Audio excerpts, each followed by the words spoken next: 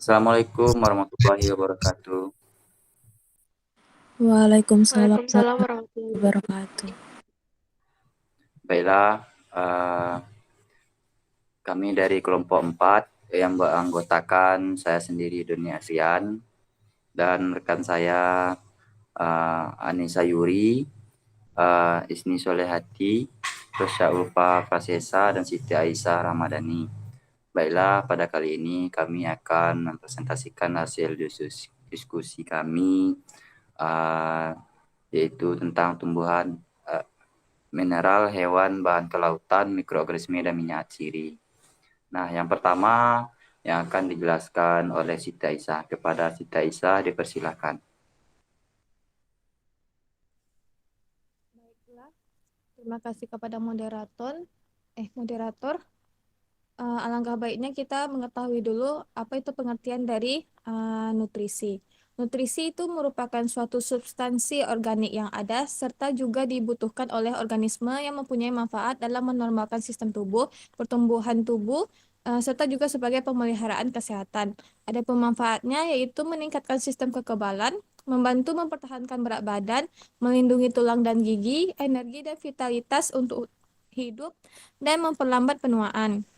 Contoh dari produk-produk nutrisi dari tumbuhan seperti sampo, dari hewan seperti krim, mikroorganisme, contohnya itu sediaan gel, bahan alam laut, contohnya lotion, dari minyak sirih seperti spray atau gel, dan dari mineral seperti bentuk sediaan dari tablet. Next. Lanjut, yaitu nutrisi tumbuhan yang bentuk sediaannya sampo. Next. Ini contoh jurnalnya. Nutrisi dari sampo itu dengan judul formulasi dan evaluasi sampo berbagai herbal penyubur rambut. Next. Dalam jurnal ini dirangkumlah 7 buah formulasi yang dievaluasi. Itu contohnya formula 1, zat aktifnya ekstrak daun jambu biji dan ekstrak daun sirih. Formula kedua, ekstrak kering licorice. Formula 3, ekstrak herbal yang kandungannya itu saponin. Formula 4, itu serbuk poliherbal. Formula kelima, ekstrak etanol daun pare. Formula keenam, ekstrak daun katuk. Dan formula 7, ekstrak bawang merah. Next. Alasan dari ketujuh formula itu menggunakan zat-zat aktif tersebut adalah formula yang pertama itu ekstrak daun sirih dia mengandung steroid, diterpenoid, alkaloid, quinon, flavonoid yang mencegah terjadinya kerusakan dan kerontokan rambut akibat inflamasi dan radikal bebas melalui mekanisme antioksidan dan antiinflamasi. Sedangkan ekstrak daun jambu biji itu fungsinya menyuburkan pertumbuhan rambut dengan meningkatkan densitas rambut. Formula yang kedua, ekstrak licorice itu mengandung senyawa isoflavon, glycyrrhizin, liquiritin, dan liquiritigenin yang merangsang pertumbuhan rambut melalui metabolisme androgen yang berpengaruh pada penebalan rambut anagen dan memperpanjang fase anagen. Formula yang ketiga, itu sampo berbahan herbal dengan kandungan saponin itu menghasilkan busa yang lebih banyak. Saponin memiliki karakteristik seperti deterjen ataupun surfaktan, juga sebagai agen pembusa yang baik sehingga menghasilkan busa yang stabil. Karena kemampuan membersihkan sampo akan meningkat seiring meningkatnya nilai konsentrasi surfaktan itu sendiri. Formula yang keempat, itu formulasinya berbentuk serbuk dengan bahan utama juga berfungsi sebagai surfaktan, yaitu Reta atau Sapindus mucorosi dan Sikakai atau Acacia consina. Keduanya secara tradisional di masyarakat India itu membersihkan rambut juga. Kemudian ada serbuk Bringraj atau Eclipta alba, itu mengandung senyawa seperti daukosterol dan yang lain-lainnya itu berpengaruh pada perpanjangan usia folikel anagenik akhir dan pencegahan miniaturisasi folikel sehingga terjadi pelebaran folikel dan perpanjangan fase anagen. Kemudian serbuk Brahmi, Bacopa monnieri, mengandung senyawa alkaloid, sitosterol, dan yang lain sebagainya. Tujuannya untuk merangsang pertumbuhan rambut dengan mekanisme yang sama seperti serbuk Bringraj. Kemudian ada kombinasi aloe vera yang berperan sebagai merangsang pertumbuhan rambut dan juga menutrisi untuk folikel rambut. Next. Kemudian formula kelima itu ekstrak etanol daun pare fungsinya untuk menyuburkan rambut yang tipis karena memiliki kandungan alkaloid, flavonoid, polifenol, tanin, dan saponin. Formula yang keenam itu ekstrak daun katuk mengandung vitamin E yang tertinggi dibandingkan dengan tanaman tropis yang lainnya sehingga dapat juga menjaga kesehatan rambut. Selain itu berfungsi dalam menyuburkan rambut juga. Formula yang ketujuh itu bawang merah, Allium cepa, itu digunakan dalam formulasi sampo dengan kandungan senyawa alin dan kandungan yang lainnya berfungsi untuk menginduksi reaksi imunologi dengan kemungkinan terjadinya dermatitis ringan yang berefek pada induksi pertumbuhan rambut. Next. Alasan dibuatnya bentuk sediaan. Di sini dalam formula itu dipilihlah bentuk sediaan sampo. Karena produk perawatan rambut yang paling umum itu adalah sampo yang digunakan masyarakat untuk membersihkan rambut dan kulit kepala dari kotoran maupun minyak yang menempel pada rambut dan kepala. Next. Tujuan dalam penelitian ini untuk membahas formulasi dan evaluasi sampo berbahan herbal, perangsang pertumbuhan rambut, disertai mekanisme herbal terhadap aktivitas pertumbuhan rambut. Next. Teknik dalam pengambilan zat pada ketujuh formula itu disebut kecuali pada formula yang ketiga. Mungkin karena bahan-bahan yang digunakan itu tidak terlalu dijelaskan. Formula yang ke satu itu ekstrak daun sirih dan daun jambu biji itu diekstrasi dengan mendidihkan 30 gram daun pada suhu 500 derajat Celcius dalam 900 ml pelarut air secara terpisah lalu dikeringkan sampai terbentuknya pasta. Pada formula kedua itu akar manisnya dibersihkan, dikeringkan dengan cara dijemur langsung di bawah sinar matahari pagi, lalu dihaluskan sampai berbentuk serbuk dengan ukuran 4/18. Sebanyak kurang lebih dari 1 kilogram akar manis itu direndam dengan etanol 96% sebanyak 10 liter, diaduk selama 4 jam lalu dibiarkan terendam selama 24 jam. Kemudian formula yang keempat itu cara tekniknya campur semua 3 bubuk dengan benar, lalu ditambahkan sedikit jus dan buat pasta. Panaskan 100 ml minyak kelapa, kemudian ditambahkan pasta di atas dan ditandai levelnya. Kemudian ditambahkan sisa jus di dalamnya, panaskan terus dengan api sedang, nyalakan sampai bagian airnya itu menguap, sampai levelnya sedikit di atas tanda. Lalu sambil melakukan ini terus diaduk secara teratur. Formula yang kelima itu caranya sebanyak 1.500 gram serbuk kering daun pare itu direndam dengan 9.000 ml etanol 96% dalam bejana maserasi dibiarkan selama 3 kali 24 jam. Saring dengan kertas saring dan dipisahkan dengan ampasnya, lalu ampas direndam kembali dengan etanol 96% hingga filter berwarna hampir bening. Filtrat itu dipekatkan dengan rotary evaporator pada suhu 45 derajat Celcius, lalu diuapkan dengan cawan uap pada water bath pada suhu 40 derajat Celcius hingga diperoleh ekstrak kental. Formula yang keenam, caranya 100 gram serbuk daun katuk yang telah dikeringkan dan dihaluskan dengan derajat kehalusan tertentu dimaserasi selama 1 jam dengan menggunakan pelarut etanol 96% sebanyak 800 ml. Didiamkan semalam kemudian disaring dan dipisahkan ampasnya dan filtratnya. Pada ampas dilakukan maserasi ulang, dilakukan sebanyak 3 kali. Dari filtrat yang didapat itu dikumpulkan, lalu dicampurkan ekstrak tersebut, dipekatkan dengan rotary evaporator, dan diuapkan dengan water bath 60 derajat Celcius sampai didapatkan bobot yang konstan. Kemudian hasilnya ditimbang pada cawan yang telah ditara dan disimpan dalam desikator. Pada formula terakhir itu umbi bawang merah sebanyak 1 kg dihaluskan dengan menggunakan blender, lalu disaring dengan menggunakan kain penyaring untuk memisahkan cairan dan ampasnya. Cairan yang dihasilkan merupakan ekstrak sediaan yang dianggap 100%. Next. Ini contoh formula 1. Di sini bahan-bahan yang digunakan untuk pembuatan sampo itu terlampir dan juga evaluasinya juga terlampir. Ini ekstrak daun jambu biji dan ekstrak daun sirihnya itu merupakan zat aktif. Surfaktan yang digunakan itu ada 2 jenis, yaitu sodium lauryl sulfat dan TEA. Surfaktan 1 itu golongan anionik yang paling umum digunakan dalam sampo. Surfaktan yang kedua itu golongan amfoterik atau non-ionik. Pada evaluasi, itu pH-nya cenderung mendekati asam karena kandungan kimia dari daun jambu biji itu mempengaruhi pH pada evaluasi. Next. Penjelasan lebih lengkap itu sudah terlampir. Next. Pada formula kedua, yang dari licorice, ekstrak licorice itu menggunakan 3 surfaktan. Surfaktan pertama itu golongan anionik, yang kedua golongan non-ionik, dan yang ketiga golongan amfoterik. Itu berpengaruh ketiga surfaktan yang digunakan pada cleansing ability atau kemampuan pembersih dan foaming sampo herbal. Zat aktif yang digunakan tadi ekstrak kering licorice. Pada evaluasi itu pH-nya 8,7, termasuk pH basah. Ini akibat natrium lauryl etrat sulfat dengan konsentrasinya 20% sehingga menjadi salah satu pH-nya mendekati basah. Lalu pada solid contents itu melebihi rentang yang baik. Rentang yang baik itu kan 20-30%, sedangkan pada evaluasi itu persennya mencapai 81%. Ini membuat sampo itu sulit untuk diaplikasikan dan dicuci nanti dari rambutnya.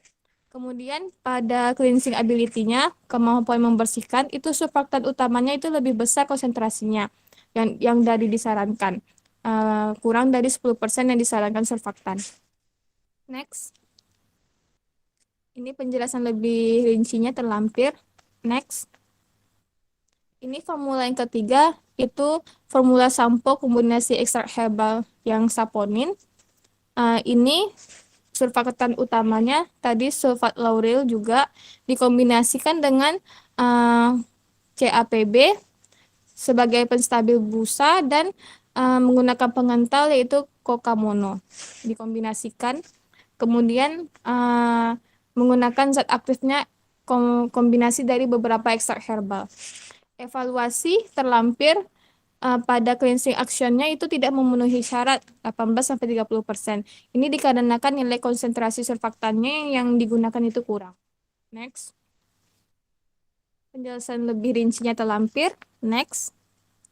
Pada formula keempat ini menggunakan herbalnya lebih banyak, sampo polyherbal. Zat aktifnya itu ada serbuk bringraj, lalu ada menggunakan aloe vera, lalu menggunakan akar brahmi, dan menggunakan kombinasi bahan utama sebagai surfaktan dalam polyherbal itu adalah yang berfungsi juga sebagai zat aktifnya yaitu reta tadi, lalu menggunakan daun daun hijau juga sebagai bahan utamanya yang untuk surfaktan dikombinasi dengan surfaktan lain yaitu sodium lauryl sulfat. Berikut evaluasinya termasuk baik semua, memenuhi persyaratan. Next. Penjelasan lebih lanjutnya itu terlampir. Next. Formula kelima itu pada formulasi sampo ekstrak etanol daun pare. Pengentalnya itu menggunakan HEC, lalu surfaktannya juga menggunakan 3 kombinasi surfaktan yaitu SLS, sodium lauryl sulfat, lalu menggunakan TA dan propilen glikol. Untuk evaluasinya itu termasuk baik juga.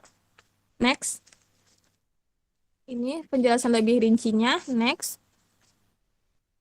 Kemudian formula yang selanjutnya itu menggunakan ekstrak daun katuk. Surfaktannya itu menggunakan 3 surfaktan itu SLS, HPMC, dan cocoamide DEA.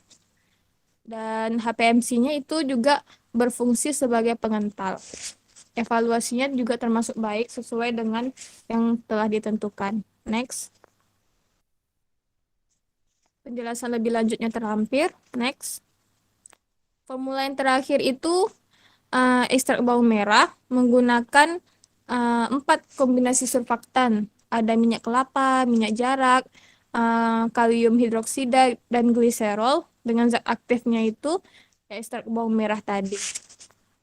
Beberapa evaluasinya sudah dilampirkan dan termasuk baik. Next. Penjelasan lebih rincinya itu terlampir. Next. Berikut penjelasan terakhir yaitu kesimpulannya. Formula terbaik sampo herbal dari 7 formulasi tadi, yang terbaik itu adalah formula sampo dari ekstrak licorice yang terdiri dari 10% ekstrak licorice, kombinasi surfaktan itu berupa SLES, sodium lauryl tadi 20%, kokoamid etanolamin 2,5% dan dehitonnya 10%. Juga menggunakan tambahan NaCl 22% sebagai agen pengental, TA-nya sebagai pengatur pH atau penstabil pH, dan menggunakan pengawet metilpropilparaben 0,2% dan Aquades dengan hasil evaluasi sesuai dengan syarat parameter yang telah ditetapkan. Lalu mekanisme herbal dalam aktivitas rangsa pertumbuhan rambut melalui mekanisme beragam, yaitu sebagai antioksidan, sebagai antiinflamasi, peningkat densitas rambut, pelebar folikel rambut, perpanjangan fase anagen sebagai nutrisi folikel rambut juga, dan terlibat dalam metabolisme androgen, inhibisi PAK1, dan induksi reaksi imunologi. Sekian dari hasil presentasi jurnal saya kembalikan kepada moderator. Baiklah, terima kasih kepada Siti Aisyah yang telah menjelaskan tentang hewan sebagai sumber nutrisi. Bagi teman-teman, apakah jika ada pertanyaan, disilakan untuk bertanya. Izin bertanya, moderator. Baik, silakan kepada Alia untuk bertanya. Assalamualaikum warahmatullahi wabarakatuh. Sebelumnya terima kasih kepada moderator yang telah memberikan kesempatan kepada saya untuk bertanya. Sebelumnya perkenalkan, nama saya Alia Akila, NIM 2101218. Saya ingin bertanya terkait jurnal yang sudah dipaparkan oleh Ica tadi. Pada parameter cleansing action atau kemampuan pembersihan menunjukkan nilai yang tidak memenuhi syarat kemampuan pembersihan yang baik, di mana yang kita tahu parameter cleansing action ini tentu salah satu parameter yang penting pada evaluasi sampo ini. Nah, menurut kelompok penyaji, apa yang dapat menyebabkan parameter tersebut tidak memenuhi persyaratan? Sekian pertanyaan saya. Terima kasih. Baik, terima kasih kepada Alia. Kepada Siti Aisyah, apakah pertanyaan langsung dijawab atau gimana? Ya, bisa dijawab moderator. Oke, kepada Siti Aisyah dipersilakan untuk menjawab pertanyaannya. Baiklah, terima kasih. Terima kasih juga kepada saudari Alia sudah bertanya kepada saya. Baiklah, jawabannya adalah persen pembersih kemampuan membersihkan pada sampo itu tergantung dengan konsentrasi surfaktan yang digunakan pada tiap formulasi. Apabila nilai konsentrasi surfaktannya itu kurang, maka persen cleansingnya itu juga berkurang, tidak sesuai dengan parameter persen cleansing foaming yang ditetapkan. Dari jurnal yang saya dapat, semakin tinggi nilai konsentrasi surfaktan yang digunakan kombinasi pada formula sampo, maka semakin baik juga persen cleansing foamingnya. Begitu seterusnya. Apabila kurang, maka nilai cleansingnya juga tidak sesuai rentang, maka kemampuan membersihkan pada bagian kepala juga kurang. Maka diharapkan pada tiap formula pada sampo itu diharapkan konsentrasinya pas dan menggunakan kombinasi surfaktan yang pas juga, sehingga mencapai konsentrasi dari kemampuan membersihkan rambut tadi pada formula sampo. Sekian dan terima kasih. Baik, terima kasih pada Siti Aisyah. Bagaimana Alia, apakah jawabannya bisa dipahami? Baik, terima kasih. Jawabannya sudah sangat bisa dipahami. Terima kasih moderator dan terima kasih Ica. Baik, terima kasih Alia. Kita lanjut pembahasan selanjutnya yang akan dijelaskan oleh rekan saya, yaitu kepada Emelina. Pada Emelina dipersilakan. Maaf. Kepada Saudari Isni, kepada Isni dipersilakan. Baiklah, terima kasih kepada moderator. Yang kedua yaitu nutrisi hewan sebagai sumber zat aktifnya. Next. Di sini jurnalnya terlampir di mana judulnya itu pemanfaatan ekstrak albumin ikan gabus karena striata sebagai bahan dasar krim penyembuh luka. Next. Nah, pendahuluan dan tujuan penelitian ini. Menurut penelitian Suprayitno 2003 menyatakan bahwa ikan gabus jenis Canna striata sangat kaya akan sumber albumin, salah satu jenis protein penting yang diperlukan tubuh manusia setiap hari. Ikan gabus adalah sumber albumin yang baik bagi penderita hipoalbumin atau rendah albumin dan penyembuhan luka pasca operasi maupun luka bakar. Selain itu, albumin juga sangat baik untuk kesehatan dalam pembentukan jaringan sel baru, mempercepat pemulihan jaringan sel tubuh yang rusak, serta memelihara keseimbangan cairan di dalam pembuluh darah. Nah, tujuan dari penelitian ini ialah untuk membuat ekstrak albumin dari ikan gabus dan mengembangkan ekstrak albumin menjadi krim penyembuh luka, dan mencari formulasi terbaik dari krim albumin serta analisa mutu krim dan aplikasi krim dengan objek. Metode yang digunakan dalam penelitian ini merupakan metode eksperimen atau percobaan. Dengan yang pertama membuat ekstrak albumin dan yang kedua membuat formulasi krim dari ekstrak albumin. Next. Di sini formulasi krim ekstrak albumin ikan gabus terdiri dari sodium lauryl sulfat, propilen glikol, white petrolatum, steril alkohol, nipagin, nipasol, aqua steril, dan ikan gabus segar. Next. Nah, selanjutnya itu ada alat dan bahannya. Yang pertama itu ada alat. Alat yang digunakan itu berupa neraca analitik, coolbox, alat-alat formulasi dan evaluasi serta pH meter. Yang kedua itu ada bahan-bahan seperti ikan gabus segar, sodium lauryl sulfat, propilen glikol, white petrolatum, steril alkohol, nipagin, nipasol, dan aquade steril. Next.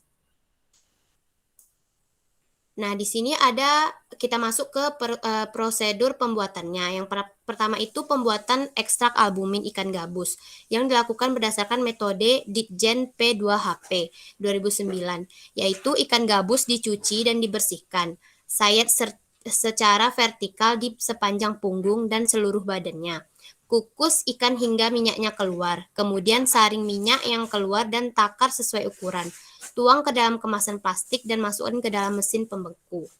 Nah, untuk pembuatan sediaan krim albumin ini dimodifikasi dari sediaan gel aloe vera sesuai Dwi C dan Irianita M 2010.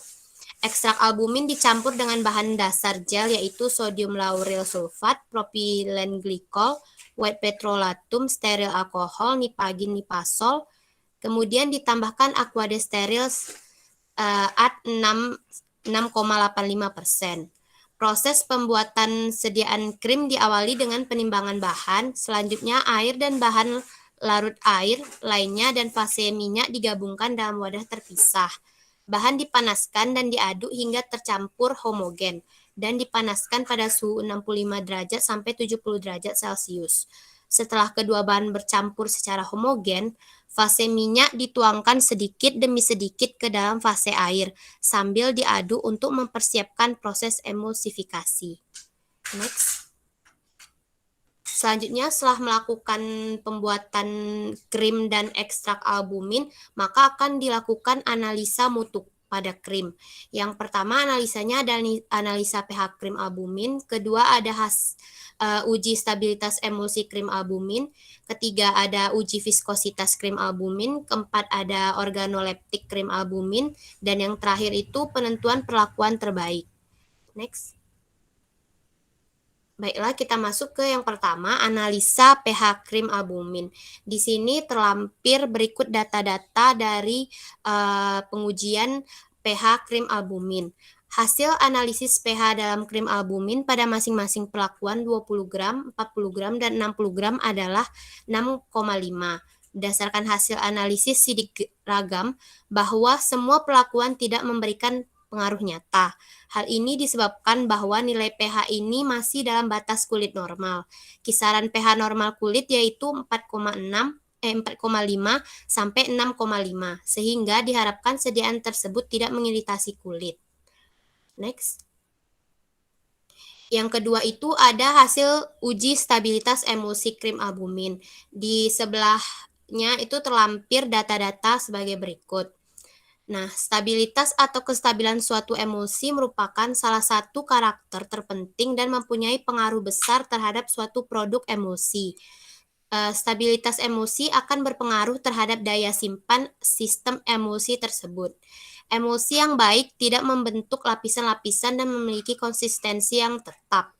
Hasil rataan umum nilai stabilitas emulsi krim atau salep dengan penambahan ekstrak albumin adalah sekitar 95,42 sampai dengan 97,55%. Next. Yang ketiga itu ada uji viskositas krim albumin. Hasilnya itu terlampir data-datanya, di mana uji viskositas bertujuan untuk mengetahui tingkat kekentalan dari sediaan krim. Pengujian viskositas dilakukan untuk mengetahui besarnya tahanan suatu cairan untuk mengalir. Makin tinggi viskositas, makin besar tahanannya. Menurut penelitian Suratri DKK 2005, bahwa viskositas sediaan 150 CPS merupakan kekentalan normal sediaan dermatologis, sehingga pada pemakaian menimbulkan rasa nyaman. Hasil viskositas pada penelitian ini menunjukkan bahwa semakin besarnya konsentrasi ekstrak albumin ikan gabus dalam sediaan krim menunjukkan viskositasnya semakin meningkat. Next. Yang keempat ada uji organoleptik krim albumin. Data-datanya terlampir, di mana pemeriksaan terhadap warna, bau, tekstur, kekeruhan yang dilakukan secara visual. Pada penelitian ini didapat hasil warna 3,06 sampai 3,44 kurang disukai, bau 3,06 sampai 3,44 kurang disukai juga, teksturnya 3,50 sampai 6,44 dan kekeruhan 3,14 sampai 6,06. Next. Berikutnya ada penentuan pelakuan terbaik. Penentuan pelakuan terbaik ditentukan berdasarkan metode indeks efektivitas. Hasil efektivitas tertinggi adalah perlakuan albumin 60 gram dengan nilai efektivitas adalah 1,53 terhadap parameter pH, viskositas, stabilitas, emulsi, warna, kecerahan, bau, dan tekstur. Sedangkan nilai terendah pada pelakuan albumin 20 gram dengan nilai efektivitas 0,35. Next. Selanjutnya dilakukan analisa krim pada objek. Terlihat data yang terlampir, pengamatan luka pada mencit, krim albumin 20 gram, 40 gram, dan 60 gram. Pada hari kelima, itu pada krim albumin 60 gram itu luka sudah tertutup. Sedangkan pada krim albumin yang 40 gram itu luka sudah tertutup juga. Dan yang pada krim albumin 20 gram luka sudah sedikit tertutup. Di mana di sini kita bisa ketahui bahwa krim ekstrak albumin ini sangat berpengaruh terhadap penyembuhan luka. Next.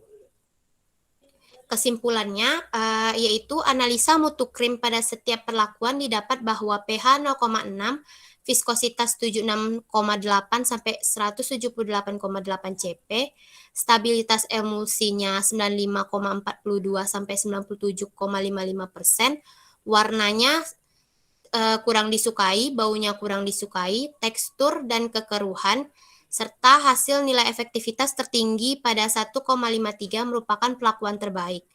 Didapat dari perlakuan albumin 60 gram terhadap parameter pH, viskositas, stabilitas emulsi, warna, kecerahan, bau, dan tekstur.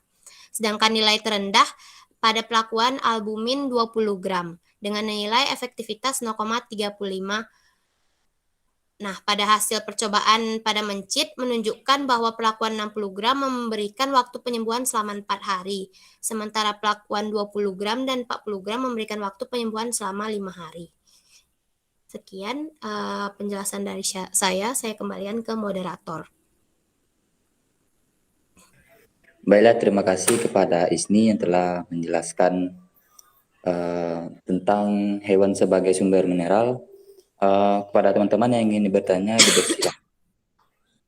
Izin bertanya, moderator. Baik, kepada Melina dipersilakan untuk bertanya.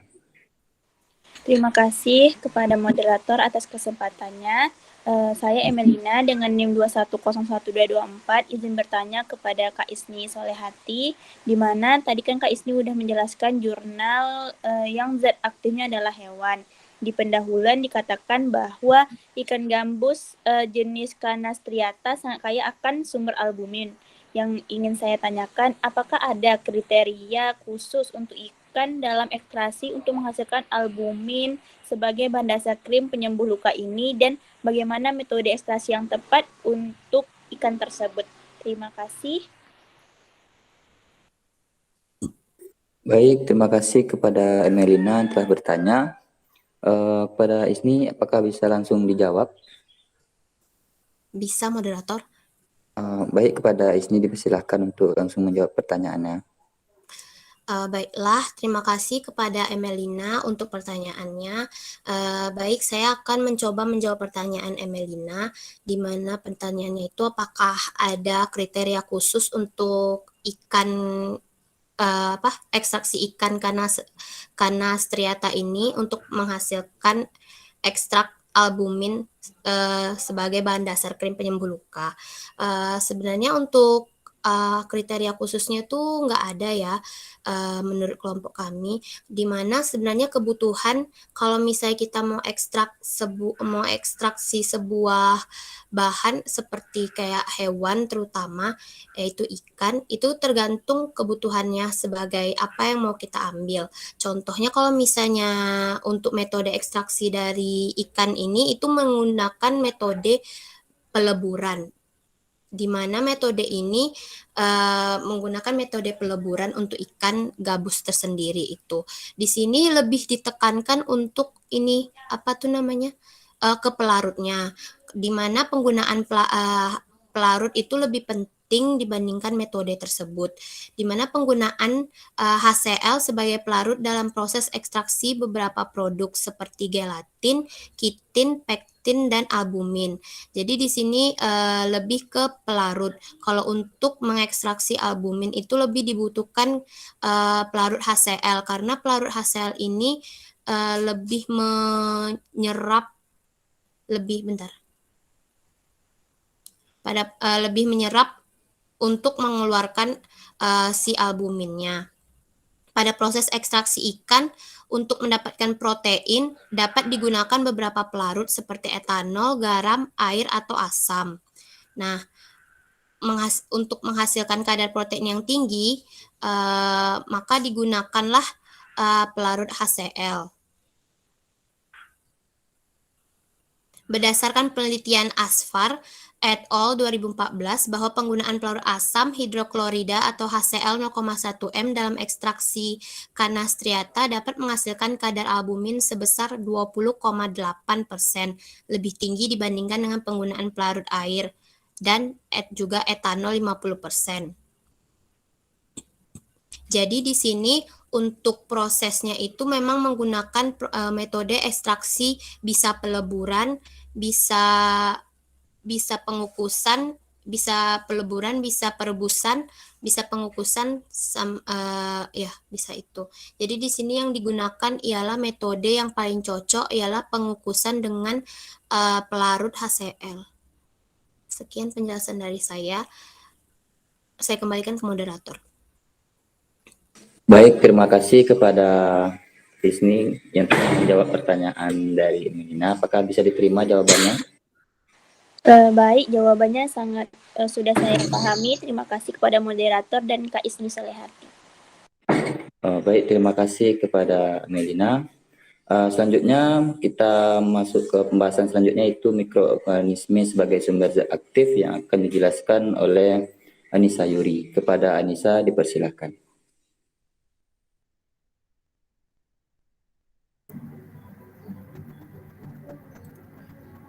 Baik, saya Anissa Yuri Amalia akan melanjutkan presentasi nutrisi dengan mikroorganisme sebagai sumber zat aktif. Ini merupakan jurnal dari nutrisi dengan judul Formulasi dan Evaluasi Gel Topikal Antibakteri Fraksi Aktif Akar Kuning, Archangelicia flavamer. Masuk kepada pendahuluan, jadi secara empiris masyarakat suku asli Dayak asal Kalimantan Tengah menggunakan aflava ini untuk mengatasi infeksi bakteri pada kulit. Aflavamer ini sebagai obat tradisional di Kalimantan Tengah digunakan dengan cara direbus hingga air rebusan berubah menjadi warna kuning pekat. Kemudian air rebusan dapat dioleskan pada bagian tubuh yang luka atau infeksi. Cara tersebut tentu saja kurang efektif dalam penyiapan maupun penggunaan, terutama untuk mengobati luka pada bagian tubuh yang relatif bergerak bebas seperti tangan dan kaki.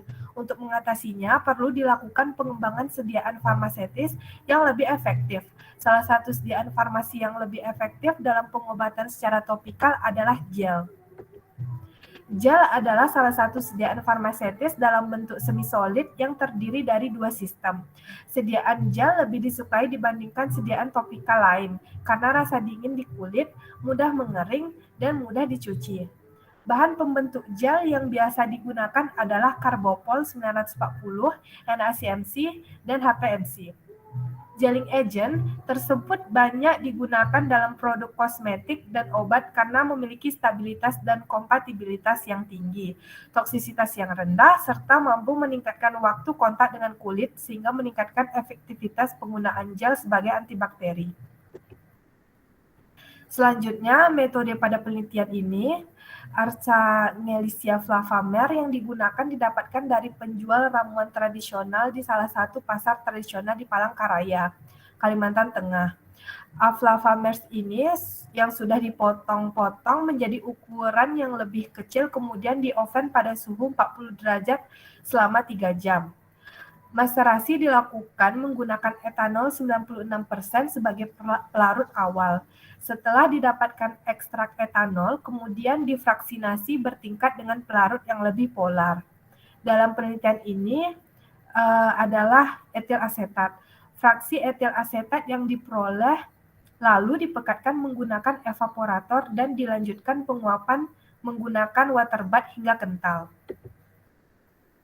Selanjutnya, formulasi ini dikembangkan dengan formula standar sediaan gel dengan komposisi yang terdiri dari fraksi etil asetat sebagai bahan aktif, Carbopol atau NaCMC sebagai gelling agent, serta eksipien lain seperti propilen glikol, propilparaben, metilparaben, oleomente, triethanolamin, serta aquades. Formula yang dikembangkan ada dua jenis, masing-masing menggunakan Carbopol atau NaCMC sebagai gelling agent. Masing-masing formula kemudian dibuat variasi berdasarkan konsentrasi bahan aktifnya, yaitu sebesar 0,1, 0,5, dan 1%. Selanjutnya, alat dan bahan yang digunakan. Alat yang digunakan meliputi timbangan analitik, pH meter, rotary evaporator, water bath, cawan porselen, gelas objek, alat uji daya lekat, stopwatch, alat uji daya sebar, dan oven. Sedangkan untuk bahan yang dibutuhkan adalah Simplicia batang aflava, etanol 96%, etil asetat, kloroform, Carbopol 940, NaCMC, propilen glikol, propilparaben, metilparaben, TH, oleomente, dan aquades. Selanjutnya, ini merupakan formulasi dari sediaan uji, jadi ada dua formulasi. Formulasi pertama dapat dilihat pada tabel 1. Formulasi sediaan gel fraksi etil asetat aflava dengan variasi konsentrasi Carbopol sebagai gelling agent dapat dilihat. Kemudian selanjutnya pada tabel 2 ini yaitu formulasi sediaan gel fraksi etil asetat aflava dengan variasi konsentrasi NaCMC sebagai gelling agent. Ini dapat dilihat pada tabel 2. Selanjutnya masuk kepada evaluasi dari sediaan gel ini. Evaluasi yang pertama itu ada uji organoleptis, yang kedua itu ada uji pH, yang ketiga itu uji daya sebar, yang keempat uji daya lekat, dan yang kelima uji daya hambat. Untuk evaluasi organoleptis dengan cara sediaan akhir gel fraksi etil asetat aflava ini diamati berdasarkan warna, tekstur, dan aroma. Sedangkan homogenitas diuji dengan meletakkan 0,2 gram sediaan gel di atas gelas objek dan ditutup dengan gelas objek lain yang sudah bersih. Selanjutnya, untuk evaluasi sediaan pH sediaan gel ini diuji menggunakan kertas pH universal dengan mencelupkan kertas universal ke dalam sediaan kemudian didiamkan dalam beberapa menit, kemudian diukur pada pH meter. Selanjutnya untuk evaluasi dari uji daya lekat ini dengan cara meletakkan 0,5 gram sediaan di atas gelas objek yang telah ditentukan luasnya pada alat uji. Kemudian gelas objek yang lain diletakkan di atas sediaan tersebut. Lalu diberikan beban berat 1 kg selama 5 menit. Beban seberat 80 gram dilepaskan sehingga menarik gelas objek bagian bawah. Waktu yang diperlukan hingga kedua gelas objek terlepas dicatat. Selanjutnya untuk evaluasi uji daya sebar ini dilakukan dengan menimbang sebanyak 0,5 gram sediaan dan diletakkan di atas kaca, kemudian ditutup dengan kaca penutup yang telah ditimbang sebelumnya. Kemudian didiamkan selama 1 menit dan diukur diameter gel yang menyebar. Selanjutnya dilakukan dengan penambahan beban 50 gram, beban 100 gram, beban 150 gram, dan dibiarkan selama 1 menit tiap penambahan beban dan diukur diameter gel yang menyebar. Selanjutnya itu evaluasi dari uji daya hambat ini, itu dilakukan dengan metode disk diffusion, yaitu dengan melakukan perendaman kertas cakram pada semua formula yang memenuhi syarat sifat fisika kimia dan meletakkan di atas media Mueller Hilton agar yang sudah diinokulasikan dengan bakteri Staphylococcus aureus dengan 3 kali pengulangan. Zona hambat pertumbuhan bakteri diukur dan dihitung menggunakan jangka sorong.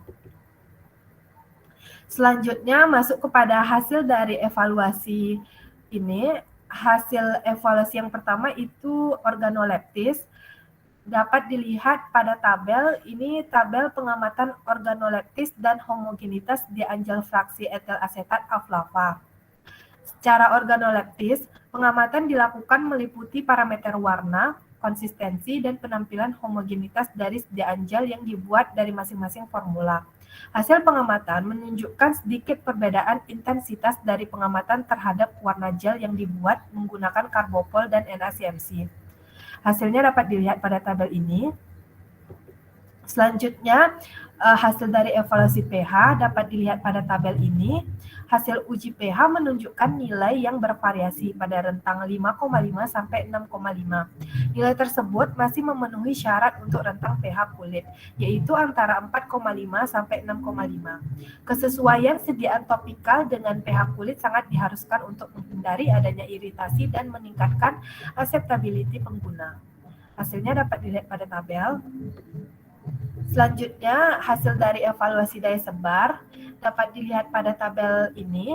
Uji daya sebar dilakukan untuk mengetahui kemudahan suatu sediaan topikal, khususnya semi-solid diaplikasikan pada kulit. Efektivitas sediaan gel tergantung dari daya sebar, karena daya sebar gel yang baik akan memberikan penyebaran yang seragam pada saat diaplikasikan pada kulit. Daya sebar gel yang baik antara 5-7 cm. Semakin besar daya sebar yang diberikan, maka kemampuan zat aktif untuk menyebar dan kontak dengan kulit semakin luas.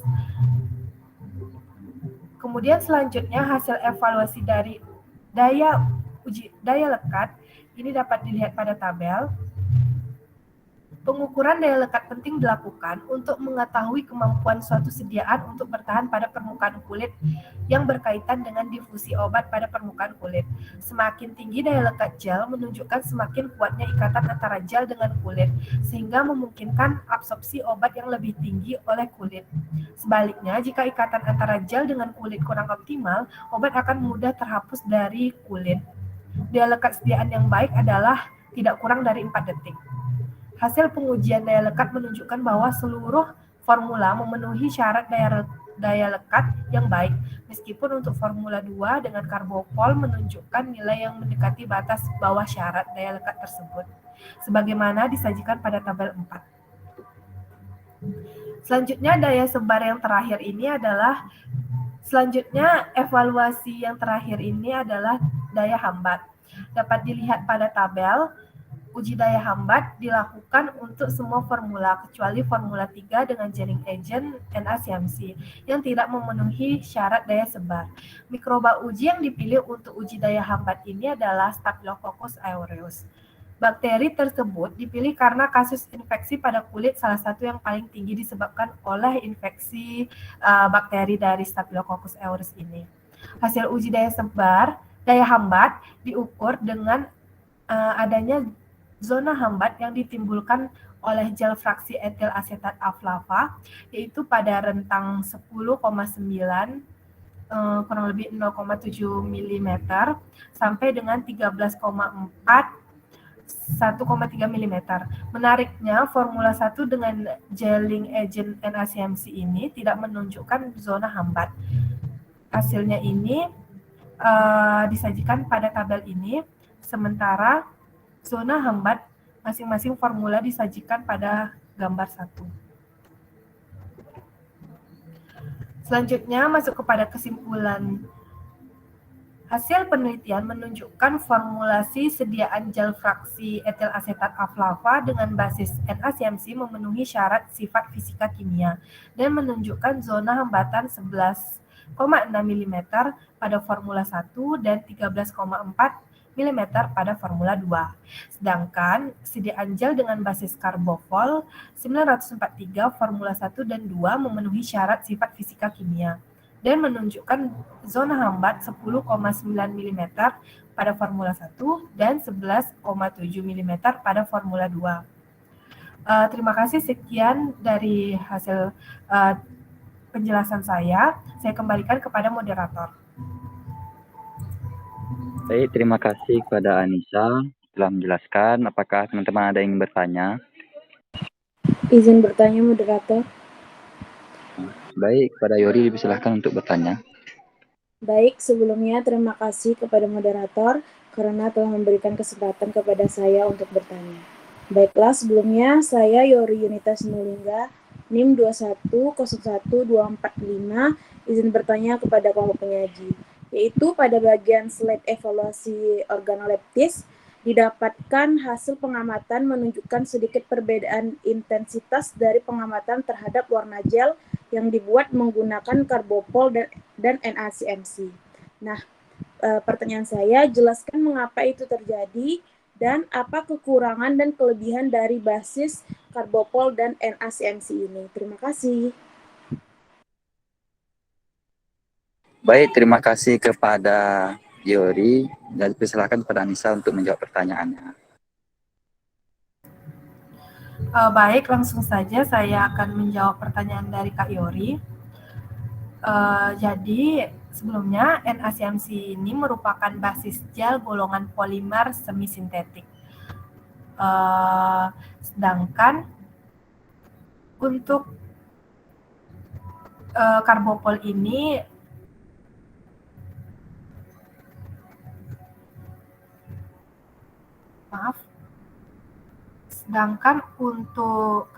ini merupakan polimer sintetik yang sekarang dikenal sebagai karbomer. Jadi NaCMC merupakan zat dengan warna putih atau sedikit kekuningan, tidak berbau dan tidak berasa, berbentuk granula yang halus atau bubuk yang bersifat higroskopis. NaCMC ini mudah larut dalam air panas maupun air dingin. Pada pemanasan dapat terjadi pengurangan viskositas yang bersifat dapat balik atau reversibel. Viskositas larutan NaCMC dipengaruhi oleh pH larutan. Kisaran pH NaCMC adalah 5-11, sedangkan pH optimum adalah 5.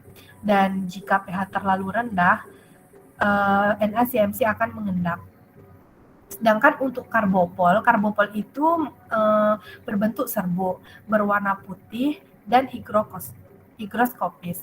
Karbopol ini merupakan basis yang dapat menghasilkan gel yang mudah larut di dalam air dan mempunyai ketoksikan yang rendah. Karbopol mempunyai sifat yang lebih baik dalam hal pelepasan zat aktif dibandingkan dengan basis gel lainnya. Karbopol merupakan basis gel hidrofobik, mempunyai daya sebar baik pada kulit, efeknya mendinginkan, dan tidak menyumbat pori-pori pada kulit. Selanjutnya, karbopol ini mudah dicuci dengan air dan pelepasan obatnya baik. Itu tadi masing-masing sifat dari NaCMC dan karbopolnya. Sedangkan untuk pertanyaan pada pengamatan terhadap warna gel ini menunjukkan sedikit perbedaan intensitas. Itu mengapa? Pada jurnal sebenarnya tidak dijelaskan itu kenapa terjadi, tetapi kemungkinan karena perbedaan warna dari masing-masing basis. Warna karbopol itu berwarna putih, sedangkan NaCMC berwarna putih sedikit kekuningan. Dan juga bisa dipengaruhi oleh formula. Formula dengan basis NaCMC itu menggunakan NaCMC sebanyak 1,5%, sedangkan karbopol 0,75%, dan perbedaan pada jumlah Aquades yang pada tabel terlampir. Untuk bahan-bahan yang lainnya itu sama. Jadi perbedaannya itu pada jumlah bahan-bahan NaCMC dan karbopolnya dan pada Aquades. Sekian yang dapat saya sampaikan. Saya kembalikan kepada moderator.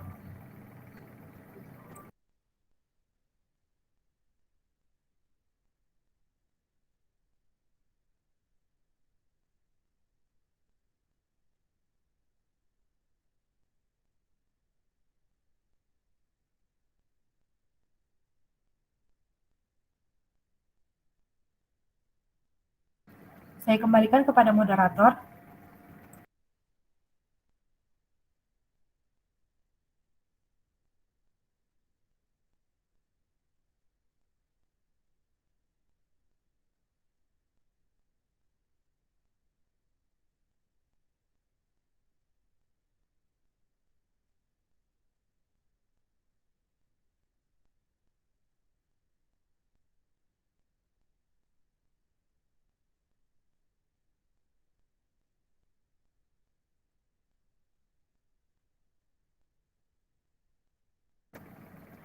Maaf, sepertinya moderator ada masalah jaringan.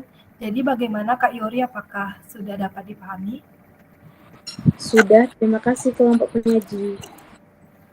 Terima kasih, kembali. Mohon maaf tadi kendala jaringan. Terima kasih kepada Anissa yang telah menjawab pertanyaan dari Yori. Selanjutnya kita masuk pembahasan selanjutnya.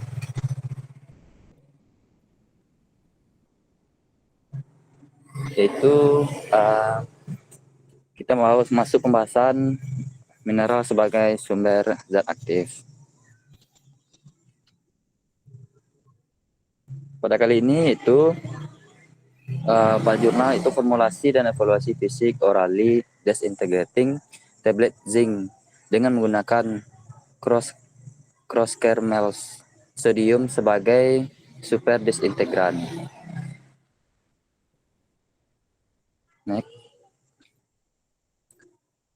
Zinc merupakan salah satu mineral yang dibutuhkan untuk tubuh, misalnya untuk membantu penyembuhan luka, memperkuat sistem kekebalan tubuh, membantu pertumbuhan sel, serta mengurangi karbohidrat. Nah, ODT atau orally disintegrating tablet adalah singkatan umum untuk suatu tablet yang hancur diintegrasi secara cepat atau serta-merta dalam rongga mulut dan partikel yang ditelan menunjukkan karakteristik pelepasan secara segera. Metode ini memberikan kemudahan dalam penggunaan kepatuhan pasien dan meningkatkan ketersediaan hayati. Penambahan super disintegran dalam tablet ini diperlukan untuk meningkatkan karakteristik disolusi sehingga meningkatkan ketersediaan hayati. Next. Metode, kita masuk ke metode, yaitu alat dan bahan. Alat digunakan itu mesin keempat tablet single punch, neraca analitik, alat uji laju air, friability tester, hardness tester, tape dan density tester, jangka sorong, ayakan mes 60, alat gelas, cawan petri, kertas sari, kan itu zinc, cross chromel, pH, manitol, magnesium stearat, dan aerosol dan aquades. Next.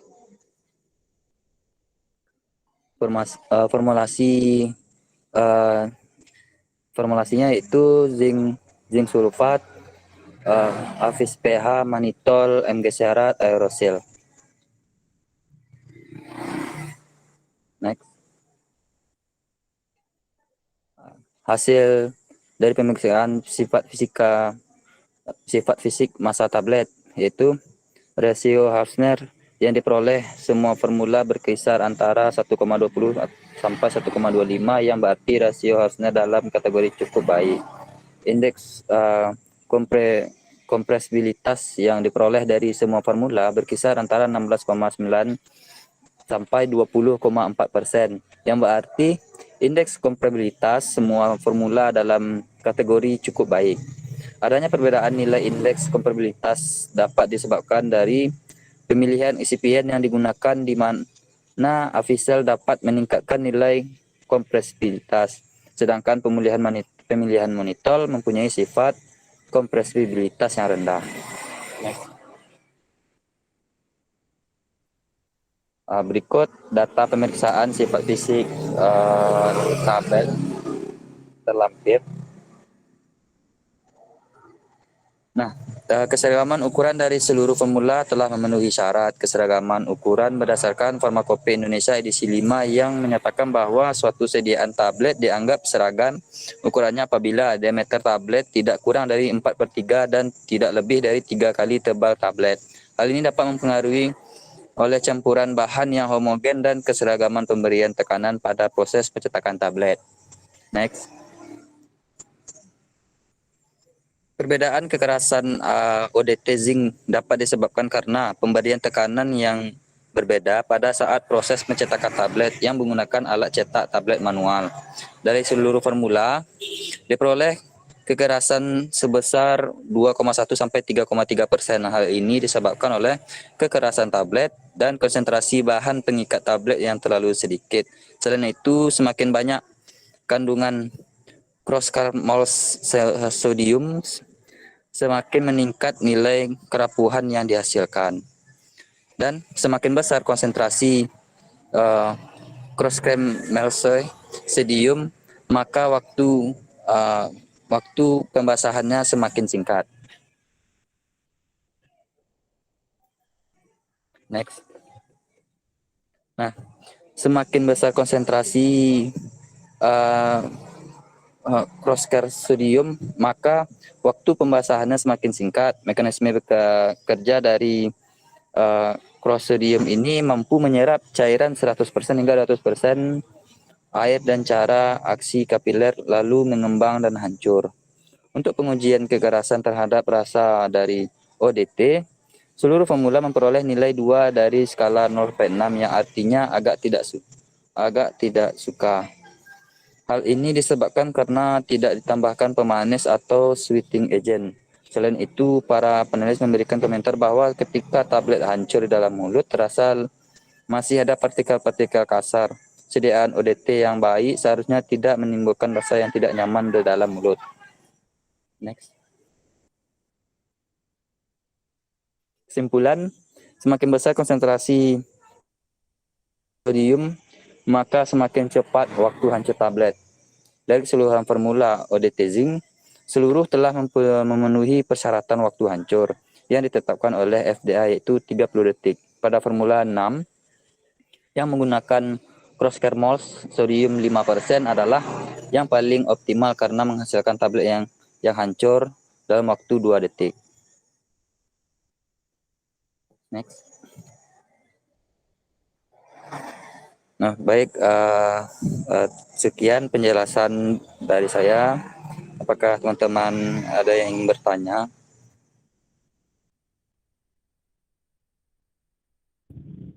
Izin bertanya, moderator. Baik, kepada Frans dipersilahkan untuk bertanya. Baik, terima kasih kepada moderator telah memberikan kesempatan kepada saya ingin bertanya kepada kelompok nutrisi, yaitu di mana pada jurnal ini, jurnal evaluasi orally disintegrating tablet ya untuk zinc. Jadi ini apakah super disintegran ini dapat mempengaruhi zat aktif obat tersebut karena memiliki waktu hancur yang begitu cepat. Jadi kan salah satu kan evaluasi orally disintegrating tablet ini merupakan waktu hancurnya begitu cepat gitu. Jadi apakah saking cepatnya dia menghancurkan obat ini, apakah berpengaruh nanti ke zat aktifnya atau tidak? Apakah mengurangi efek zat aktif atau tidak? Itu saja pertanyaan saya. Terima kasih.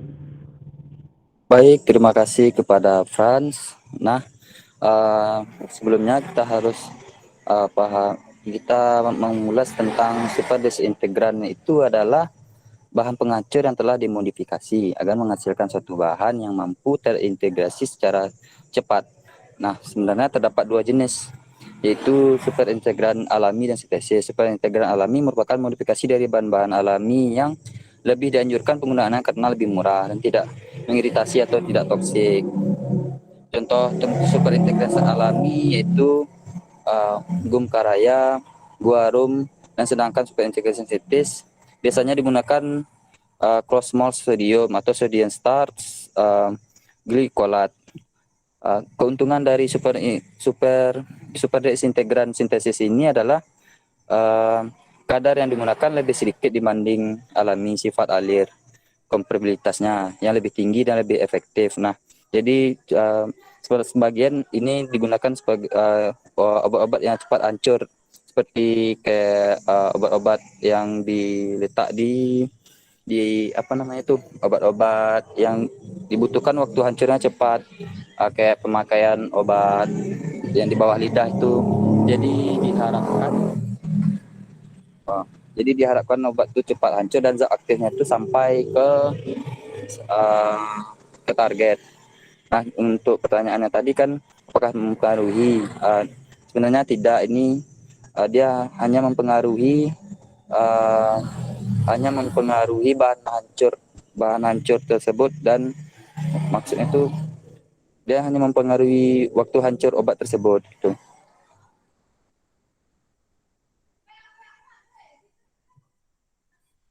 Bagaimana Fran, apakah bisa diterima? Baik, jawabannya sudah sangat jelas menurut saya.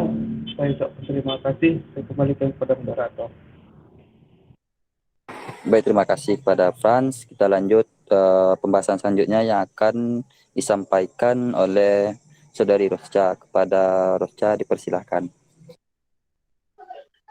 Baik, terima kasih moderator.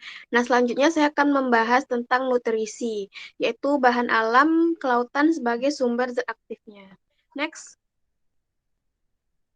Nah, untuk jurnalnya itu ya judulnya Lotion Herbal Plus, kombinasi rumput laut dan minyak sirih. Next.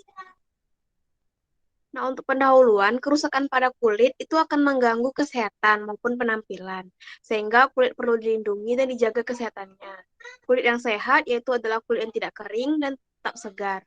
Salah satu di antaranya untuk mendapatkan kulit yang tidak kering dan segar adalah penggunaan skin cream atau skin lotion. Nah, fungsi utama lotion itu sebagai perawatan kulit, sebagai pelembut, pelembab, perlindungan kulit dari kekeringan. Nah, untuk bahan yang digunakan dalam produk lotion ini itu digunakan rumput laut jenis Euchema cotonou. Nah, pemanfaatan ekstrak rumput laut atau disebut dengan keragenan dalam pembuatan skin lotion itu berfungsi sebagai stabilator, bahan pengental, pembentuk gel, pengemulsi, dan humektan sehingga dapat mempertahankan kelembutan dan kelembapan kulit. Next.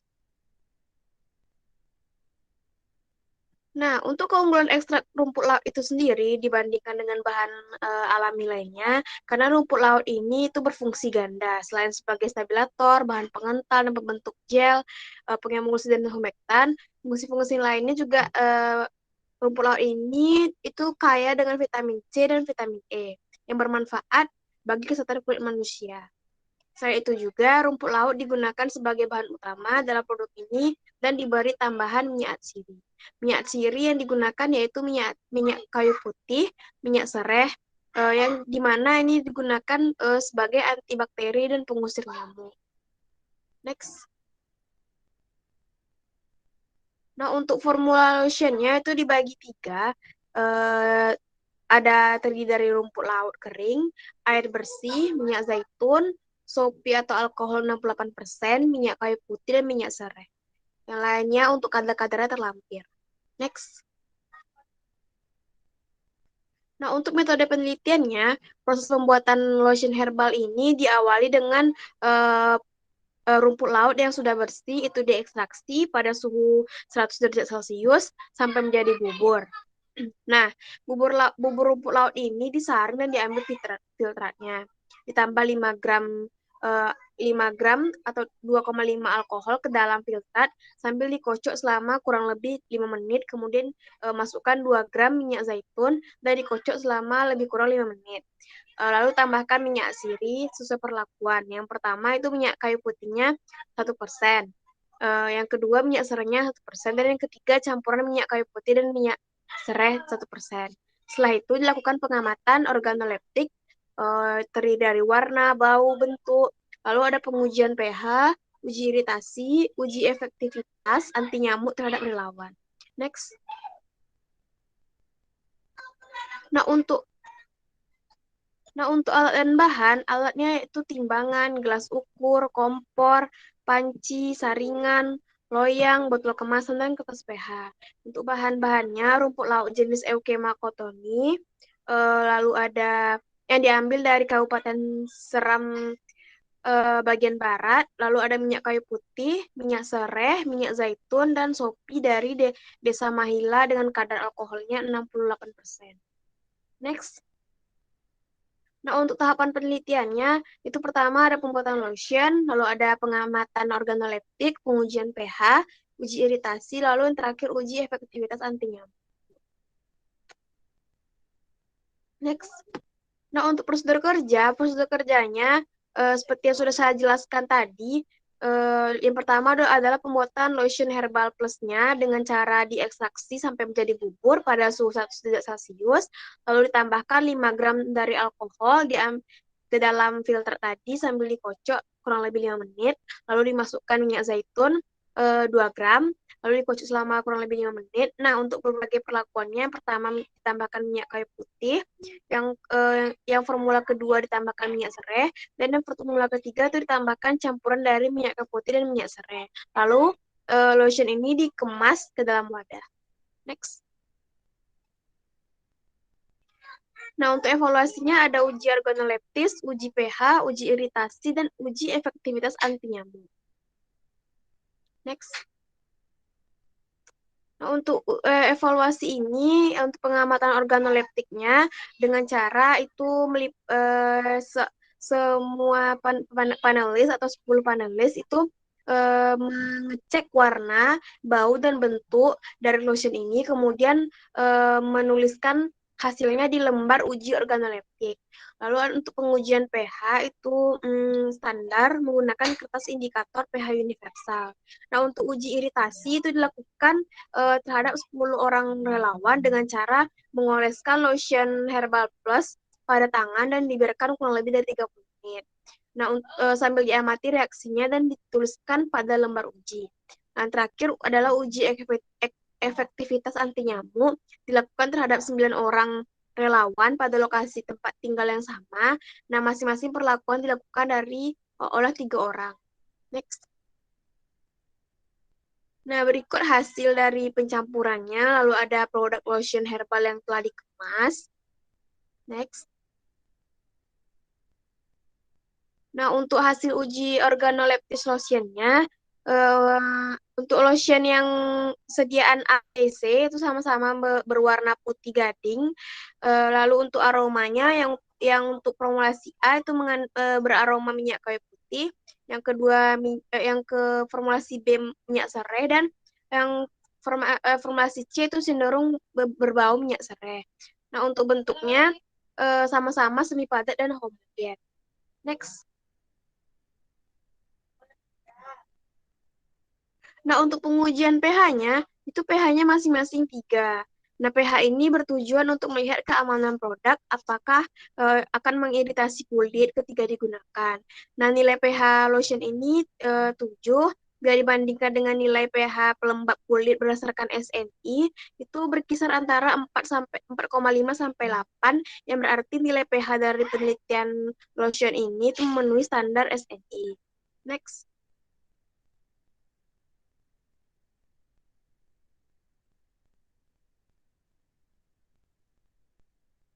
Nah, untuk hasil iritasi, hasilnya terdapat pada tabel 3, itu menunjukkan tidak adanya efek samping dari produk yang dihasilkan. Hasil positif yang ditimbulkan dari penggunaan produk adalah kulit terasa lebih halus. Hal ini disebabkan karena sediaan lotion ini digunakan berasal dari rumput laut. Next. Nah, untuk hasil uji efektivitas, untuk lotion herbal ini dengan 3 perlakuan, itu setelah dioleskan pada kulit selama 5 jam, dapat dikatakan masih efektif dalam menolak nyamuk. Next. Nah, kesimpulannya, jadi teknik produk lotion herbal serbaguna ini itu diawali dengan ekstraksi rumput laut yang diambil filtratnya, lalu digunakan sebagai sediaan lotion dan untuk sebagai pelembabnya kita menggunakan minyak zaitun, dan sebagai antiseptiknya ditambahkan sopi atau alkohol 68%. Nah, sebagai bahan aktif antibakteri dan anti nyamuk itu digunakan minyak kayu putih dan minyak serai.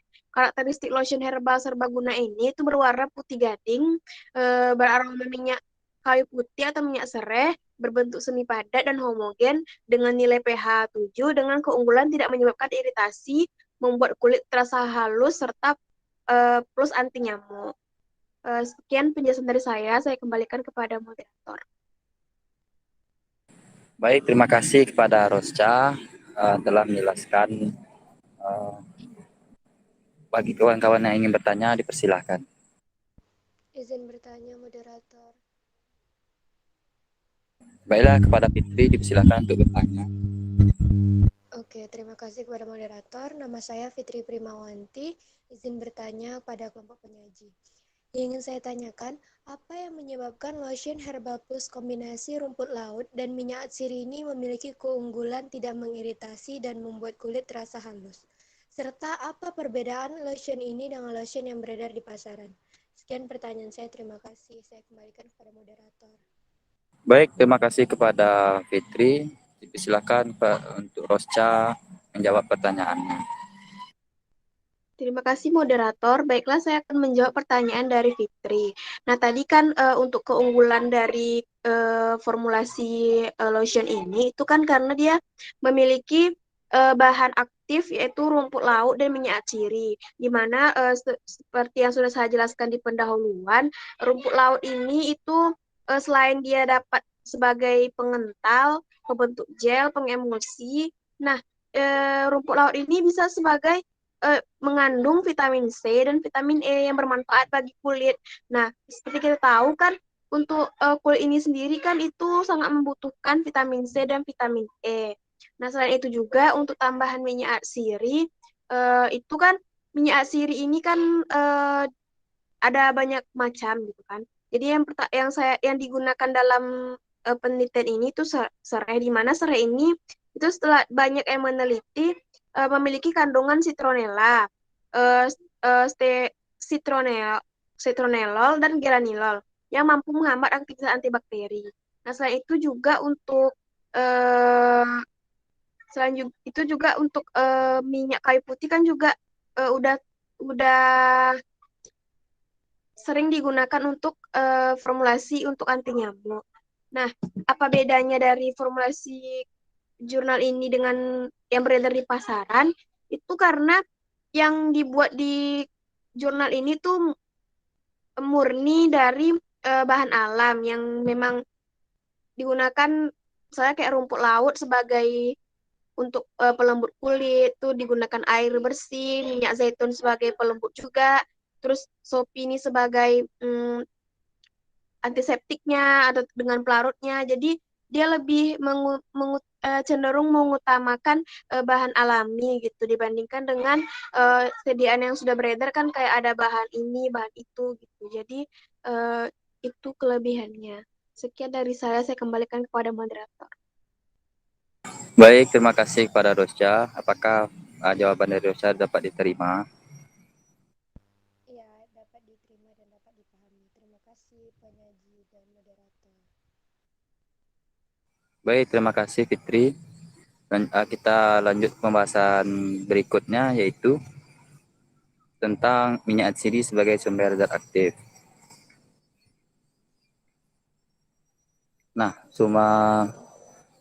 pada kali ini kita membahas jurnal yaitu formulasi spray gel minyak atsiri kayu cendana sebagai salah satu kandidat sediaan antiinflamasi.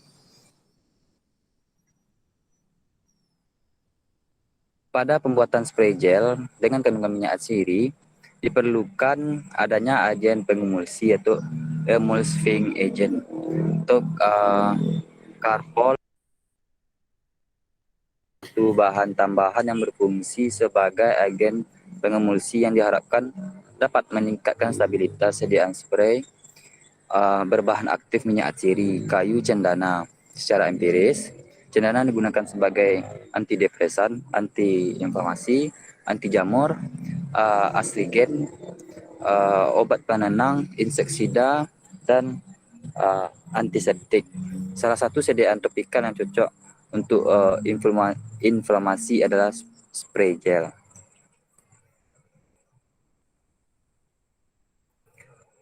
Metode penelitian itu jenis penelitian yang digunakan adalah laboratorium murni dengan dengan observasional eksperimental.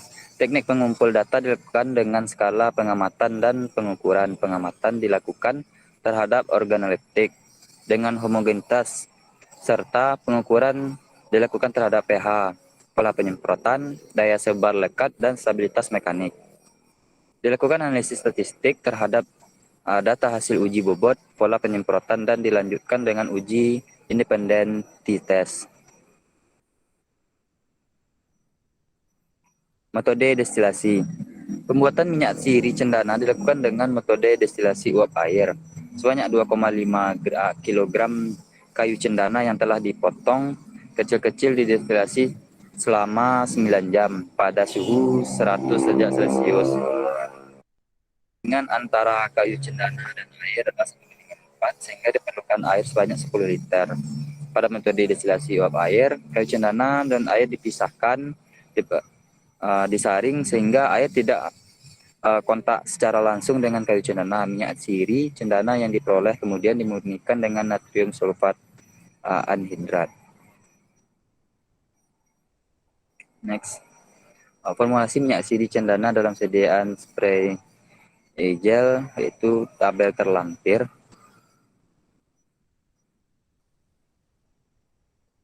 Next. Selanjutnya yaitu prosedur pembuatan sediaan spray gel minyak atsiri kayu cendana. Yang pertama yaitu memasukkan karpol lalu dilarutkan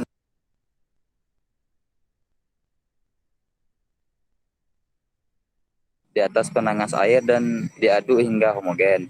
Setelah homogen, tambahkan trietanolamin sehingga berbentuk massa gel yang transparan. Yang selanjutnya, masukkan HPMC ke dalam beker gelas 100 ml dilakukan dengan air panas dan di atas penangas sampai terdispersi.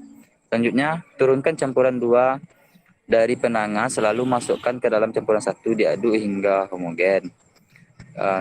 Selanjutnya, tambahkan propilen glikol dan diemhydrotoin, aduk hingga homogen, lalu tambahkan minyak atsiri kayu cendana. Yang terakhir, ditambahkan aquades sedikit demi sedikit sampai volume mencapai 100 ml. Kemudian pengadukan dilanjutkan sampai homogen. Masukkan sediaan ke dalam botol spray. Evaluasi sediaan spray gel.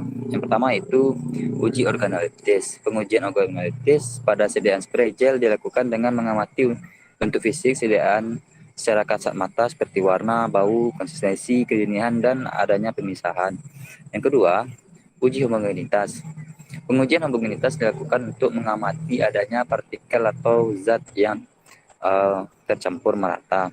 Uji dilakukan dengan penyemprotan sediaan spray gel pada sekeping kaca pererat transparan. Yang ketiga, uji pH. Pengujian pH pada sediaan dilakukan menggunakan indikator pH universal.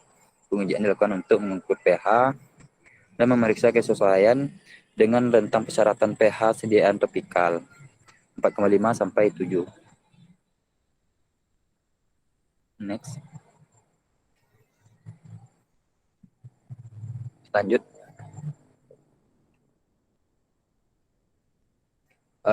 Itu kita masuk evaluasi sediaan spray gel. Uji pola penyemprotan. Pengujian pola penyemprotan dilakukan dengan menyemprotkan sediaan pada selembar plastik yang beratnya diketahui dan sudah ditandai dengan jarak 3 cm, 5 cm, dan 10 cm sampai 15 cm. Setelah sediaan yang beratnya diketahui, terus disemprotkan selembar plastik, ditimbang dan dihitung bobot sediaan yang menempel pada plastik sebagai banyaknya sediaan yang keluar. Diamati pula pola pembentukan semprotan dan diameter pola semprot yang terbentuk. Yang kelima, uji daya sebar lekat. Pengujian daya sebar lekat pada sediaan spray gel dilakukan untuk permukaan kulit dengan cara menyemprotkan sediaan ke bagian lengan atas dengan jarak 3 cm. Setelah sediaan spray gel disemprotkan, hitung selama 10 detik dan diamati kelekatan sediaan dan permukaan kulit.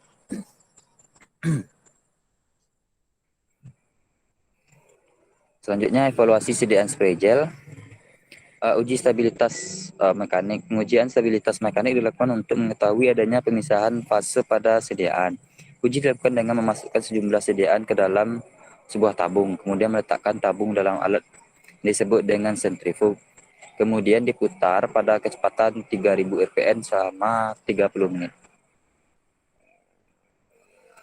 Hasil dari penelitian ini yaitu pengujian organisasi menunjukkan bahwa kedua formula memiliki warna bening. Terdapat sedikit gelembung udara dengan aroma khas cendana.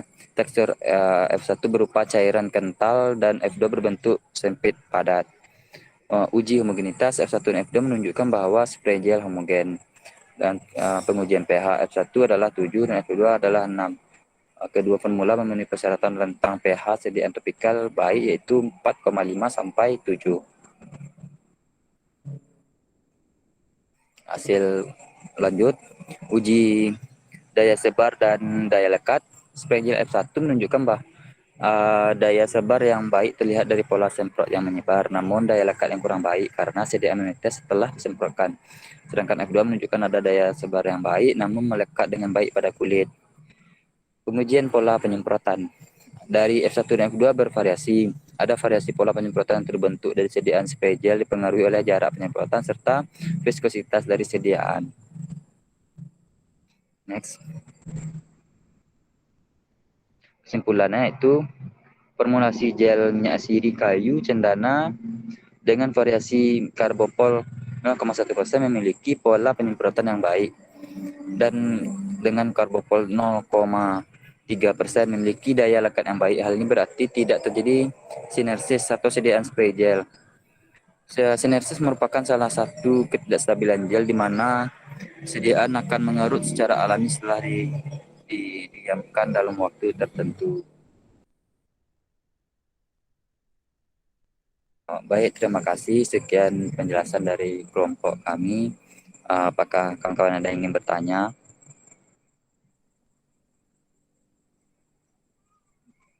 Baiklah, jika tidak ada yang ingin bertanya, kami sudahi presentasi kami. Lebih kurang kami mohon maaf. Semoga temuan kali ini bermanfaat. Saya tutup dengan Assalamualaikum warahmatullahi wabarakatuh. Waalaikumsalam warahmatullahi wabarakatuh. Waalaikumsalam warahmatullahi wabarakatuh.